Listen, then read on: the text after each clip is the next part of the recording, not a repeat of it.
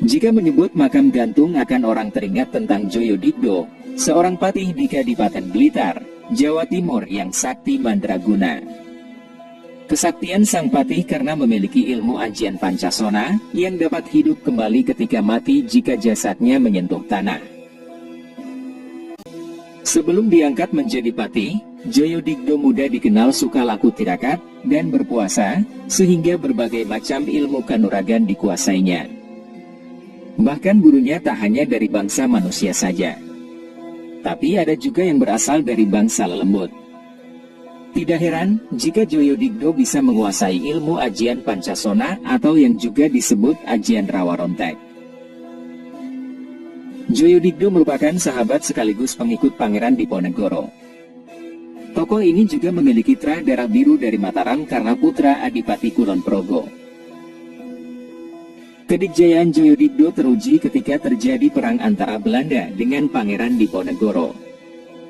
Sebagai pengikut Pangeran Diponegoro, Joyodigdo yang saat itu masih berusia sekitar 30 tahun juga melakukan perlawanan kepada Belanda. Bahkan dia terus melakukan perlawanan gerilya terhadap Belanda, meski Pangeran Diponegoro telah ditangkap dan diasingkan. Bahkan Joyodigdo menjadi momok bagi kompeni Belanda karena kesaktian ajian Pancasona yang dia miliki. Joyodigdo dapat beberapa kali hidup kembali walaupun telah dieksekusi oleh tentara kompeni Belanda ketika itu. Begitu jasadnya dibuang dan menyentuh tanah, dia dapat hidup kembali tanpa sepengetahuan kompeni. Namun, karena saat itu wilayah Yogyakarta terlalu banyak dijaga oleh kompeni, Joyodigdo lebih memilih perang gerilya bersama pengikutnya menuju arah timur. Dalam perjalanannya ke arah timur, setiap pos Belanda yang lengah pasti diserang. Hingga pada akhirnya, sampailah Joyodigdo di wilayah Blitar Selatan. Di kota ini, tanpa sepengetahuan pihak penguasa Blitar saat itu, Joyodigdo bersama laskarnya terus melakukan perlawanan terhadap Belanda. Sehingga Belanda menjadi takut terhadap kesaktian Joyodigdo dan pengikutnya, dan pada akhirnya melepaskan pengawasan terhadap Kadipaten Blitar. Merasa wilayahnya aman dari pemerasan kompeni, kemudian Adipati Blitar saat itu mengirim pasukan Telik Sandi untuk mencari tahu siapa sebenarnya yang telah membuat takut kompeni di wilayah Blitar.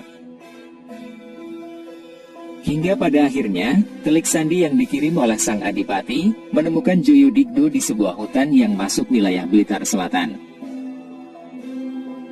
Atas perintah Adipati Blitar, Telik Sandi mengundang Joyodigdo untuk datang ke pendopo. Namun permintaan utusan Adipati Blitar ini ditolak dengan halus. Alasannya, Joyodigdo saat itu masih sibuk melatih laskar untuk mengusir kompeni. Karena tolakan halus dari Joyodigdo ini, kemudian Telik Sandi langsung pulang dan melapor kepada Adipati. 2 tahun kemudian, Adipati Blitar kembali mengirim utusan.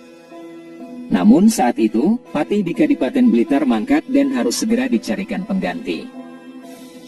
Maksud Adipati mengirim utusan yang kedua, agar Joyodigdo bersedia menjadi patih di Kadipaten Blitar. Dan karena banyak pihak kompeni yang meninggalkan Blitar lantaran serangan gerilya pasukannya, akhirnya Joyodigdo bersedia menerima tawaran Adipati Blitar. Sebagai seorang keturunan darah biru dan pernah tinggal di keraton, ketika diangkat menjadi patih di Kadipaten Blitar, Joyodigdo sudah tidak asing lagi dengan pemerintahan. Maka sang patih pun mampu mengambil kebijakan yang sangat cakap. Hal inilah yang membuat salut sang Adipati Blitar.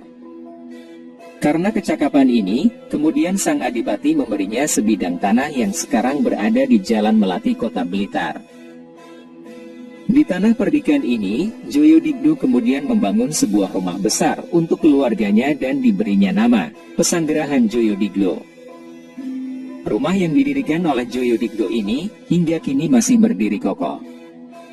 Sebagai manusia biasa, walau mempunyai aji Pancasona, Joyodigdo akhirnya wafat pada tahun 1905 di usia 100 tahun lebih. Karenanya agar tidak hidup kembali, saat meninggal Joyodigdo kemudian makamnya digantung tidak menyentuh tanah.